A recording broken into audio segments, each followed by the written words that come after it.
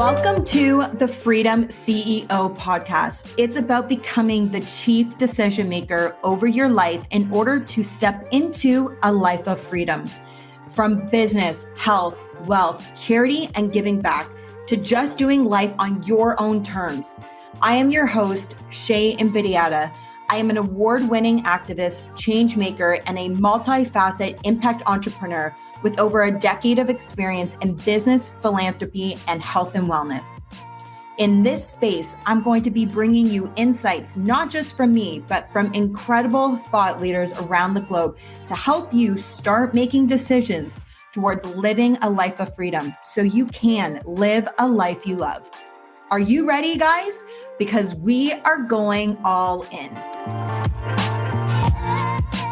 It's like the questions of 2024 are, what are rates going to do? What impact is that going to have on purchasing real estate? And how do I purchase abroad? Constantly, I get asked these questions, and I thought today I would bring on a good friend of mine who I've also worked with for over 20 years, which is pretty crazy, to come on and talk some life and amazing work balance and life lessons, but also answer some of these questions for you. So without further ado, I am bringing on Scott Westlake, who is a licensed mortgage broker and has been in the mortgage industry for over a decade. And he has personally originated over 1 billion in mortgages.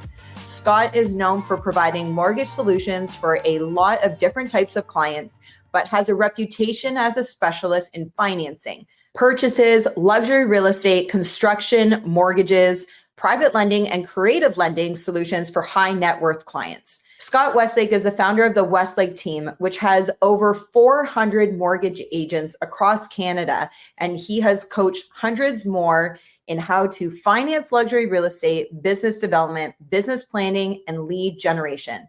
I think today you're going to love this conversation. Maybe even grab a notepad and jot a few things down.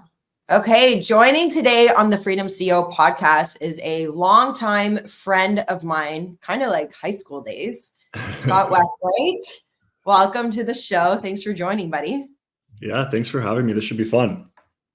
So obviously I've known you for a long time, and there's a lot of things about you in business that I do know. For, I guess, people connecting today and learning who you are that might not know you. Share with us a little bit, like, who is Scott Westlake? What are you up to? And then we'll dive into it.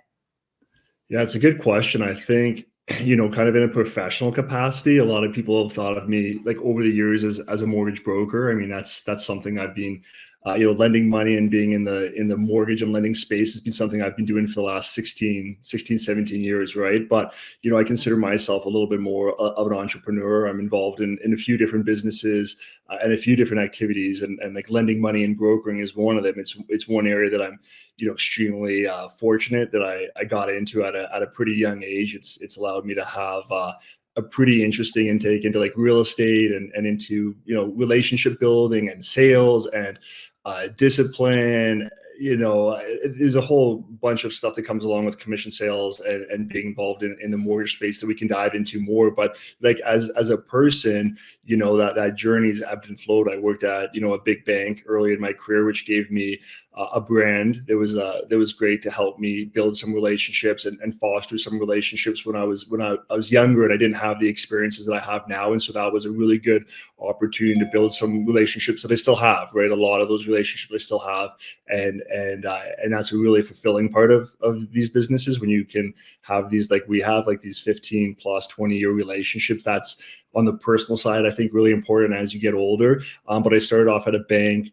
I opened up a mortgage brokerage with some friends when I thought that was the right time, because we wanted to get into more creative lending. We wanted to take over the world. We wanted to hire, all kinds of agents and empower other brokers to kind of, share in some of the successes we had at the bank.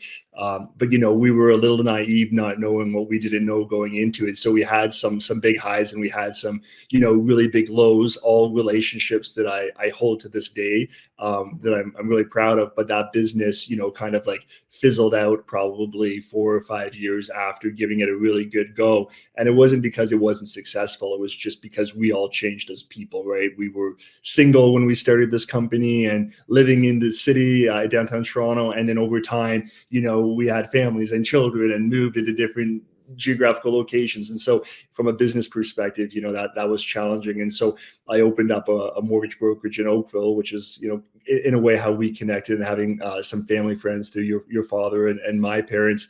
And that was like a really fun and proud moment for me. I grew up in Oakville for a big part of my life. It's a place that, has afforded me a lot of opportunities, a lot of relationships, a lot of great small businesses in this community, a lot of charitable initiatives, a lot of giving back. And so when I was able to open up something in my neighborhood, a place that has treated me really well, that was a really fulfilling moment for me, because I was able to, service those businesses and service those clients and build those relationships. And it's an area where, anyone that lives kind of around me knows, like, I'm always walking around with the dog and the kids, and I'm pretty engaged in the community. And so today, I'm a part of one of the largest, brokerages in the country. We have 400 mortgage brokers and agents on our team, primarily across the GTA, which I'm strategically involved in helping groom, like, get the next generation of mortgage brokers, I guess, is a corny way of thinking about that. I'm actively doing deals. I typically, now, this has changed over time, but I do a lot like in the high net worth space, in the kind of more complicated financing scenario space, if you may, for lack of better terms. I'm a bit of a problem solver. We've talked about how we've opened up an office in Naples and are doing work in the United States. And so our business, has changed a lot. And then, in parallel to that, I started a digital magazine, Fun Magazine, which is for, it's not really meant to be a magazine. It's a marketing tool for mortgage brokers. It's an opportunity for other mortgage brokers to, I think, connect with the community and local businesses, and prospect and find new relationships and reward existing relationships. So that's kind of something on the side, but it's a fun one because it's the creative side of the brain as opposed to the analytical. So anyways, that's a crazy, weird, like, long introduction, but mortgage broker, entrepreneur, just trying to get back to the community and help out and make some money and have some fun. That's it. I love it. I love it. Well, and it has been a super long journey. There's a lot of stuff that you've done over the last, call it like 15, 20 years. Yeah. And, I was thinking about this earlier because I've always known you to have this entrepreneurial spirit of, like, wanting to create, wanting to build. And what I find is unique, and I wanted to ask you about this, that you and I have actually never had this conversation before, is when you're in an industry where you're working at a bank, typically that's not an entrepreneurial environment, right? Like, that's a corporate environment, and you work your way up and you climb the corporate ladder. But you and a handful of the other mortgage specialists, and Scott was my mortgage specialist back in the day when he was at the bank there. And obviously we still do business together now. But what was it, like, what idea, or like, where was that in you to go, I'm going to take something that's actually corporate and that not a lot of people ever do in their career as a mortgage specialist, and actually create a business out of that? Yeah. It's actually pretty fascinating, and I've never thought about that. Yeah. I mean, it's a great question, right? I mean, I think that a part of that is, innate. Like, I just always had this idea of doing something that allowed me to have a little bit more, like, personal freedom. It kind of goes in well with this podcast, but I always have been pulled towards creating my own schedule, being able to do what I want to do. Like, that's always just been like a fire in my stomach. I don't like it when I'm getting pulled in too many directions outside of my control. I've just always had this, like, thought process and an innate ability, I guess you'd say, to kind of, like, find ways to kind of do what I'm passionate about. And that was just something that was really important to me. So that was in the background, right? Like, that was in the background. I had to make money. I was playing hockey at school, and I was looking for something competitive to do. So, like, commission sales was a really nice like segue after being in a competitive sport where you get to kind of like track sales and, compete against your peers in a way. And I needed that. Like that was something just that drove me, was that competitive nature from sport that led me into commission sales. But then at the same token, it was that freedom of creating your own schedule and doing what you wanted. And so part of it was like a personal decision that I wanted to, probably not just be in one business for my whole life, but kind of bounce around a little bit and try to see where I might have some success and failures. And there's been a lot of success, but there's also been a lot of failure as well, right? And that's kind of part of the entrepreneurial journey. But a lot of it is like some like timing and luck as well, right? Like when I started to do some of the businesses that have failed and succeeded, it was when I was like younger. A lot of them I got involved in when I was younger. And I didn't have as much responsibility. I could take that risk. And so it was a really good time in my life. And I was fortunate enough that I was also financially doing well enough in my kind of commission sales that if I was pivoting and I made some mistakes, I could always kind of go back to what I did. I always just assumed I was employable and I'd find another job. And so just kind of having that thought process in the back of my mind, knowing that, I could go back the corporate ladder if I wanted to, allowed me to go the entrepreneur route. And then I've never really looked back. And all that's changed as I've gotten older is that now I have a little bit more, financial and mental freedom to like dive into things that I'm super interested in that I maybe would not have taken the risks earlier on. So it's just it's a bit of a timing and personal feeling, right? But it's kind of hard to explain, your journey and the ups and downs. But it's really just, I think for anybody, just doing what you're passionate about to some degree, assuming that you can pull that off, right? Not everybody can, and that's what I think is unfortunate. Is a lot of people would like to do different things, but they maybe they can't, or they don't think they can, right? Well, I would say that what you just said is typically the main reason, right? Like whether you think you can or you can't, you're correct. And so if you already have that predisposition mindset that you're not able to, you won't be successful, it won't work out, you're probably right. Like that's what you're going to manifest, and whatever you focus on expands, and that's what you're going to call in. So, and I always saw, I mean, yes, like I definitely think, and one of my questions even with you around sport is you always have had this like competitive nature and just like kind of not giving a fuck and just going after it. And if it messes up, like, oh, well, and you'll just keep going forward and doing something else.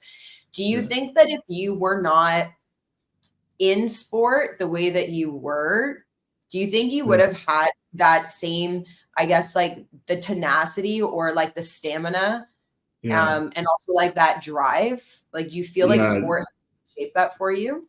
Yeah, I think sport is one thing that can be like, so for me, like sport's very influential, and like the people you surround yourself with are also very influential. So I think you could kind of, get that thought process and tenacity from either or. With sport, it's great because you're doing it and you're living in it. Like, I picked up tennis like super late, like in the last 2 years of my life, and I'm absolutely obsessed. And I like play in our club championships, and I don't like, and I'm doing well in it, but like I have that same personality that if I lose, it's frustrating, but I kind of pivot and I try harder again. And it's kind of like filling a void that I haven't had in years, where I wanted to get involved in something competitive. And I do agree that a lot of that comes from my drive, just even as a child, like getting involved in sport. But I also think like people and who you surround yourself is important too. I have a lot of like good mentors and peers in my life that I look up to that have like a drive, and they maybe didn't play sport.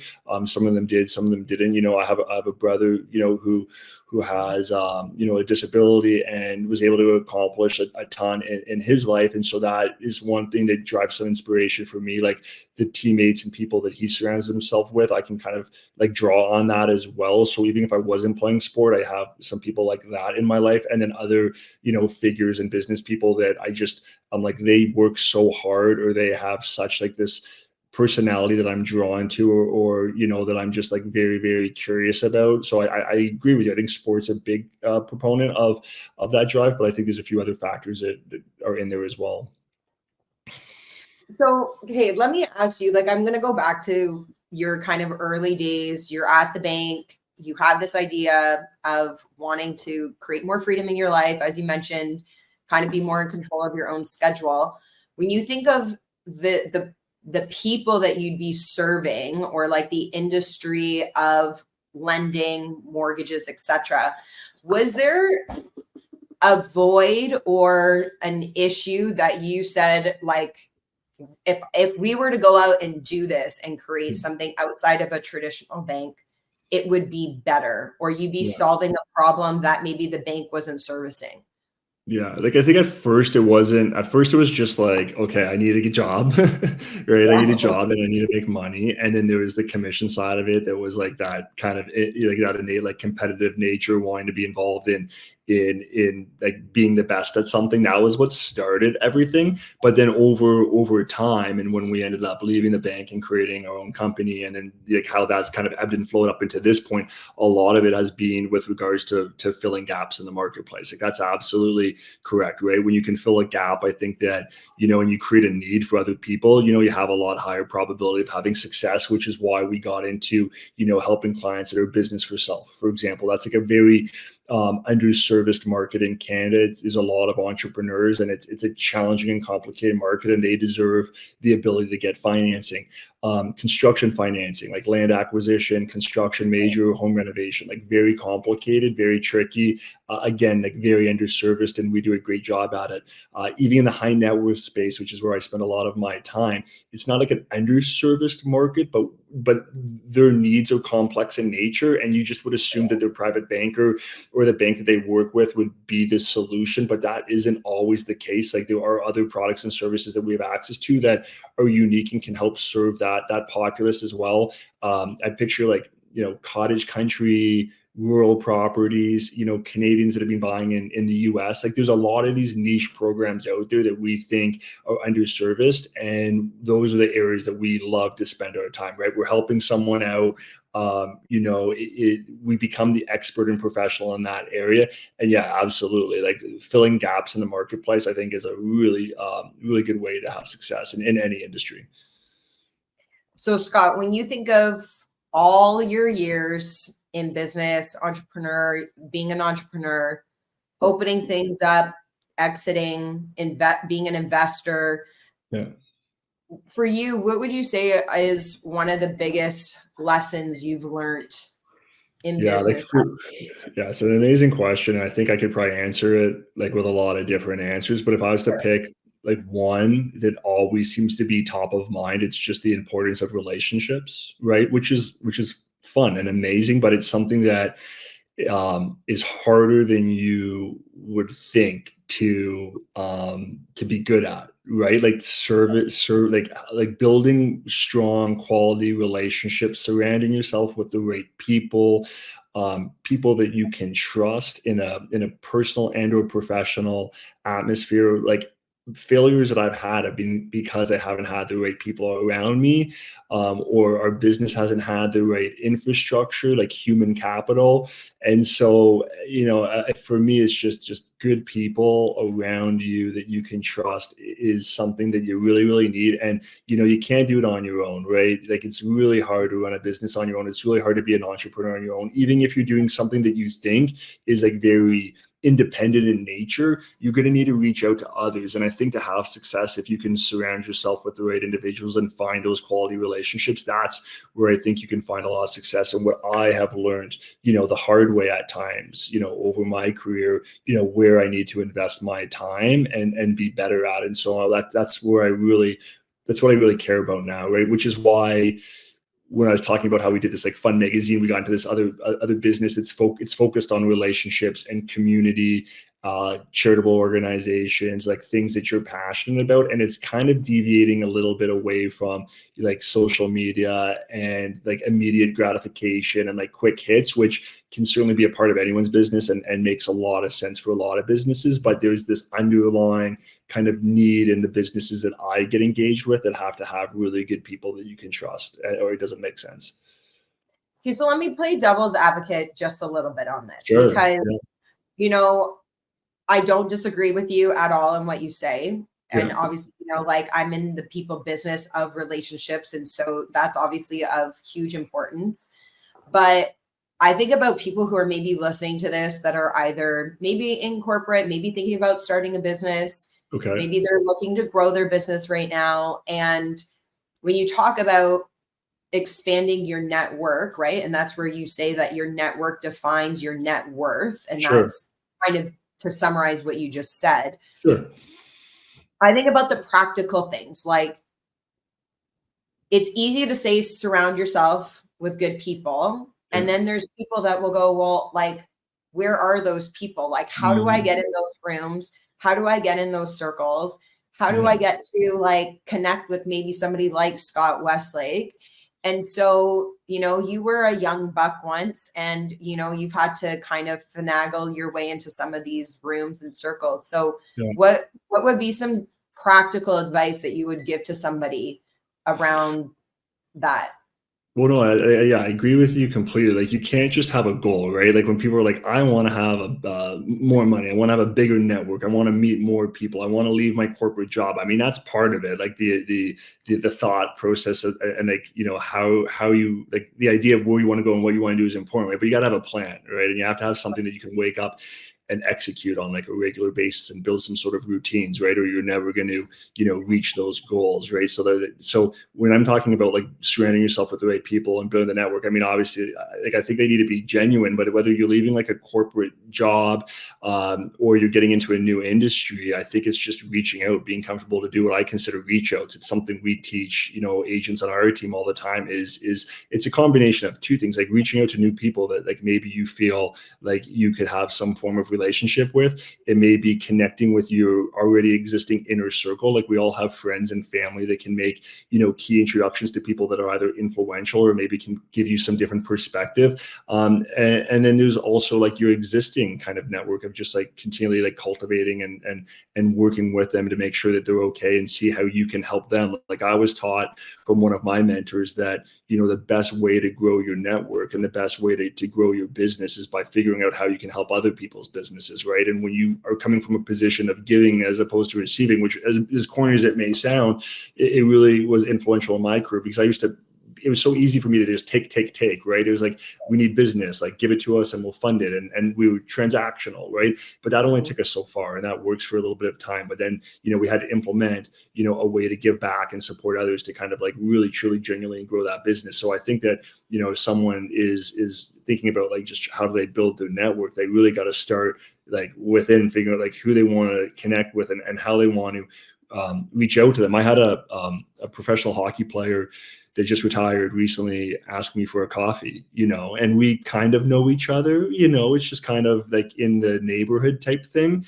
And I had no clue what he wanted to meet about. And we had a coffee, we were chatting, and he was just trying to figure out like, how do I transition from pro athlete to the next stage of my life, right? Like, what am I going to do for the next 30, 40 years? And what am I passionate about?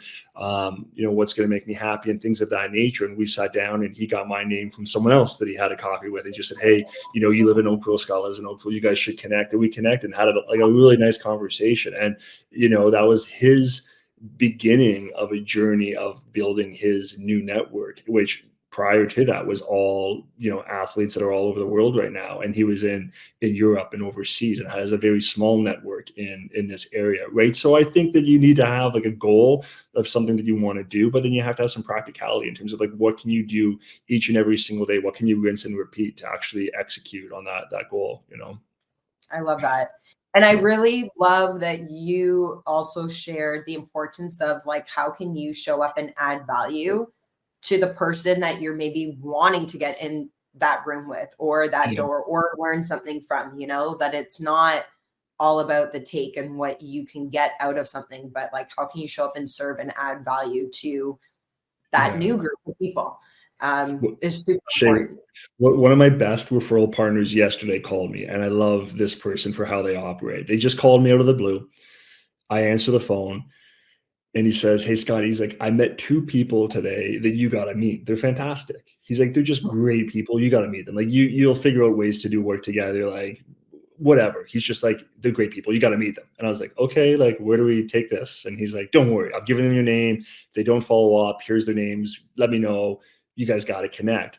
and he's had tremendous success as a business mentor of mine. And when I got off the phone, I was like, that is why he's successful. He wasn't calling, asking me for business. He wasn't asking me for anything. He just was like, I met someone that you need to meet and I want you to know. But he does that every day to all different types of people. And everyone is like, this person is so amazing. And he's genuinely just trying to connect other people. That's part of his like what makes him happy, but also part of his business plan.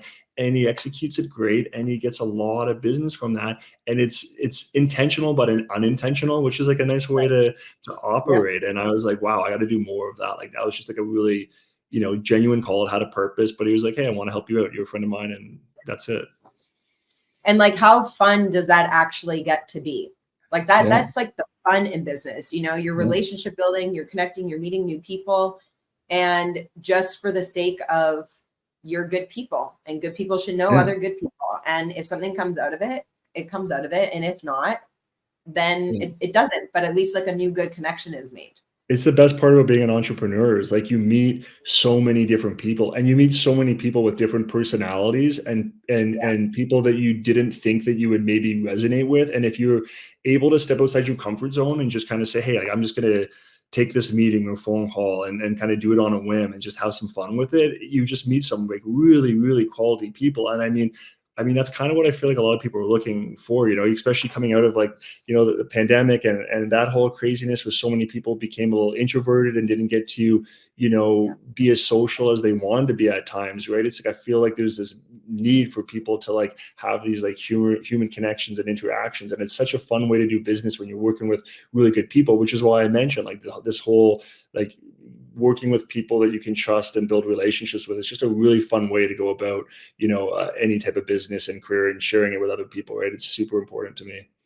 No, it's gold, actually. Like I very much agree with that. So Scott, let's just like shift a little bit, because we're in a kind of a bizarre year. We're also in bizarre weather. Like me being in real estate, you in the lending space, it's starting to function a little more like spring market right now, because it's not as cold. There's not really snow on the ground.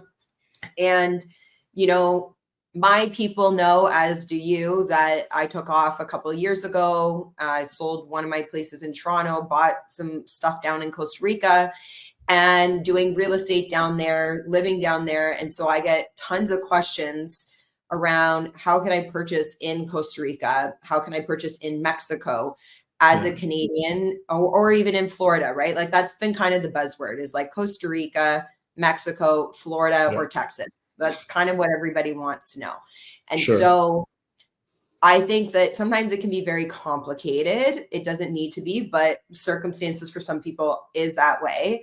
And for those of you guys who don't know Scott and you're meeting him for the first time, whether you're watching or you're tuning in, listening, Scott has heard me say this probably for 20 years, that who he is in the lending space around the easy, basic, like first time home buyer, I need an approval done, to, as Scott mentioned earlier, like high net worth clients with very complicated, complex portfolios that don't always get the ease of traditional banking that you might assume that they just would.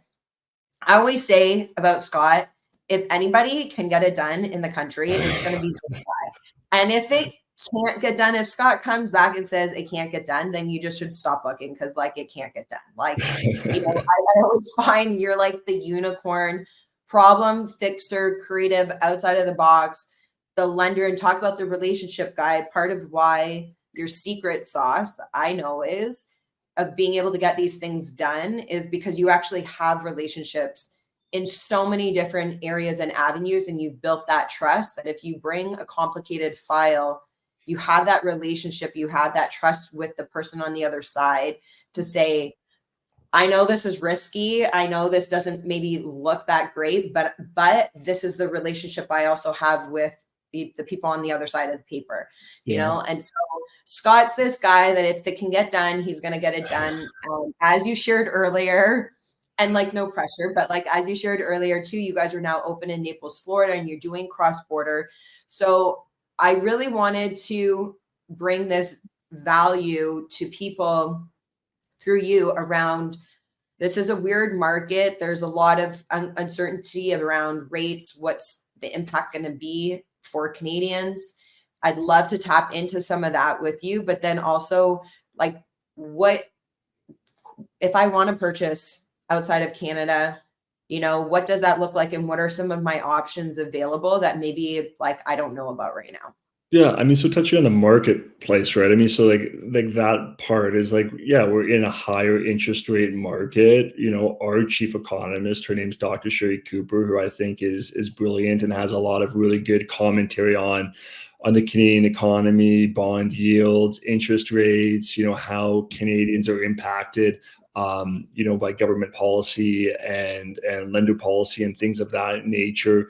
Is suggesting that interest rates are coming down anywhere from 150 to 200 basis points, so 1.5% to 2%, somewhere between 2024 and the end of 2025, which is great. Like, that's exciting news for Canadians. I think everyone got used to some really low interest rates during COVID, which was used to help stimulate the economy in one way, but it also created some problems, right? And so now we have like a pretty inflationary marketplace. Everything is expensive, including interest rates, and that's caused its own problems for borrowers, for businesses, and things of that nature. And so, I've always been like a big proponent for cash flow. So just when you get into like the marketplace and interest rates, it's like if you can afford the cash flow, regardless of the interest rate, like you're in a good position. And naturally, when rates are lower, you're in a lot better position, and you can hammer away principal. And there's all kinds of strategies to, reduce debt.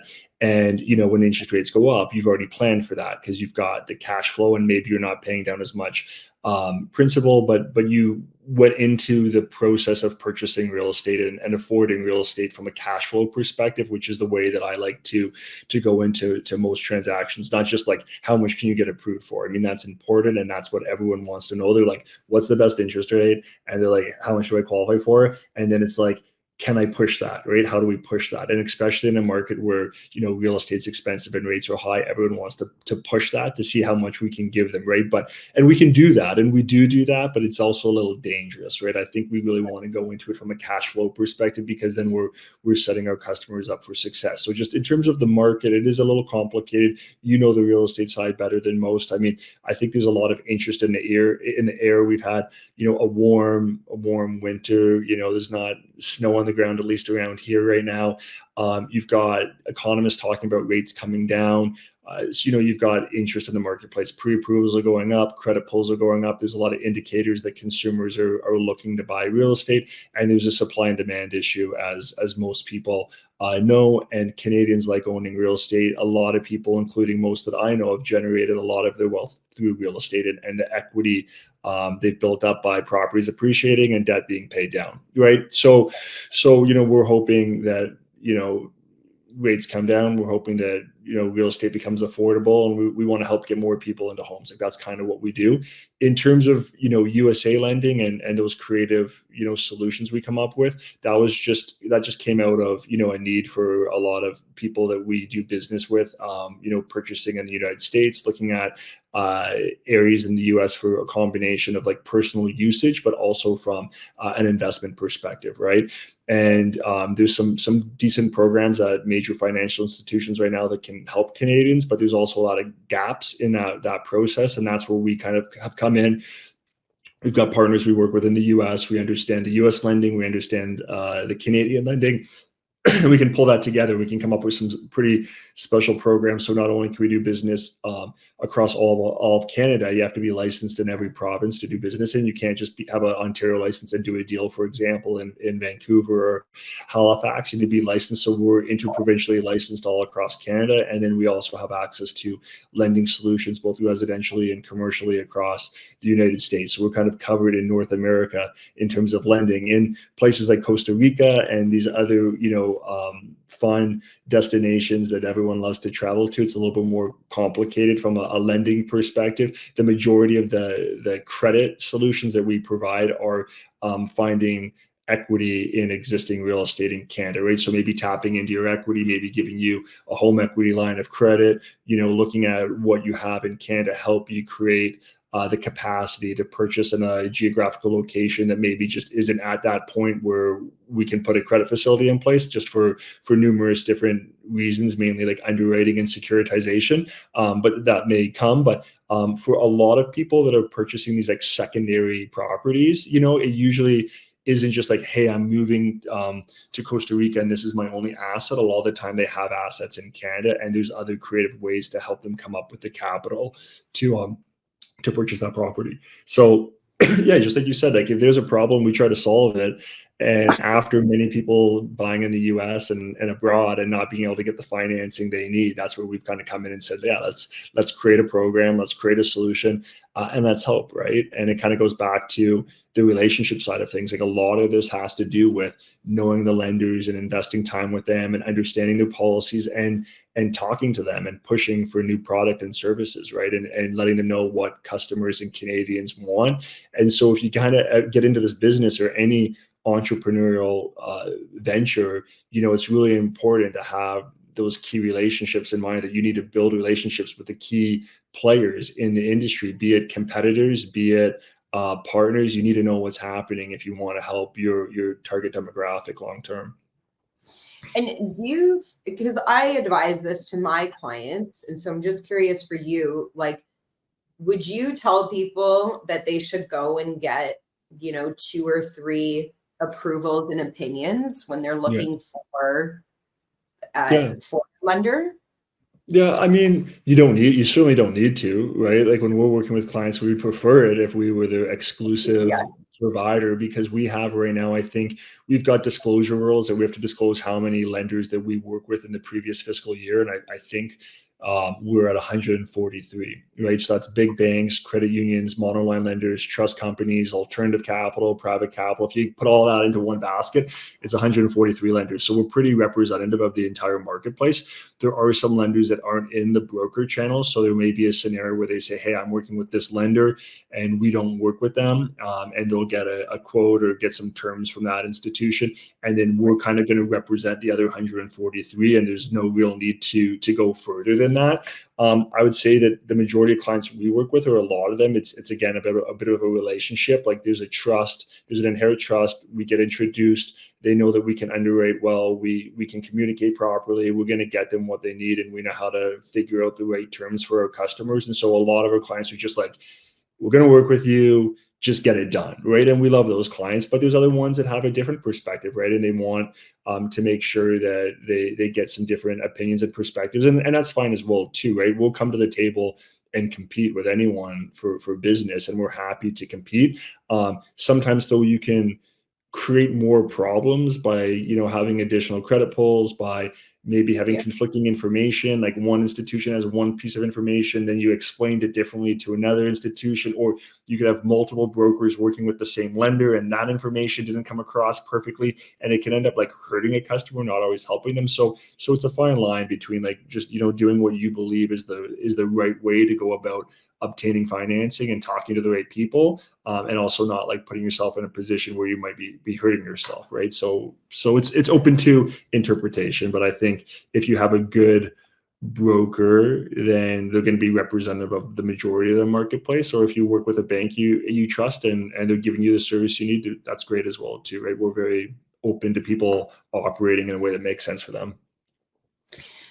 So quick question, because as you're talking, you're talking like sometimes the negative effect that you have more than 1 or 2 lenders like pulling your credit, that obviously can have a negative impact when it's pulled too many times.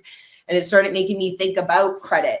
And if somebody has like a lower credit score, what are some of the things that they're able to actually do maybe prior to going to somebody like yourself to get an approval that will help to enhance or correct and bump up their credit score?